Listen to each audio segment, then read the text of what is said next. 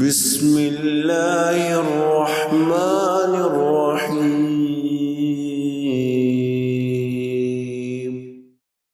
اہل علم کے مطابق کچھ حالات ایسے ہیں جن میں صدقہ کرنے کا اجر بڑھ جاتا ہے، مثلاً جب صدقہ چھپ کر دیا جائے، جب فقیر بہت زیادہ ضرورت مند ہو، جب بھی انسان کے پاس مال ہو تو وہ صدقہ کرنے میں جلدی کرے، کیونکہ موت کسی بھی وقت آ سکتی ہے۔ اہل و عیال پر خرچ کرنا بھی افضل صدقہ ہے۔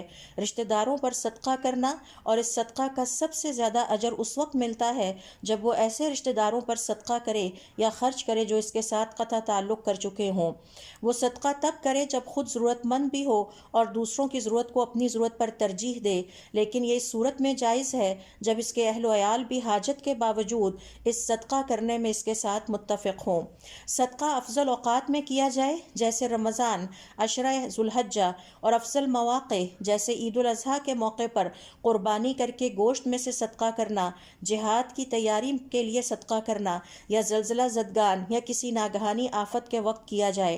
عالم متقی انسان کا اللہ کے راستے میں صدقہ کرنا، وہ صدقہ افضل ہے جس میں صدقہ کرنے والا اپنی محبوب ترین چیز صدقہ کرے۔ ایسا صدقہ کرنا جس کا ثواب موت کے بعد بھی ملتا رہے، جیسے کنواں کھدوانا، مسجد بنانا، علم پھیلانا وغیرہ۔ افضل یہی ہے کہ انسان کے پاس جتنا بھی مال ہو اور وہ خود جس حال میں بھی ہو، صدقہ کرنے میں جلدی کرے۔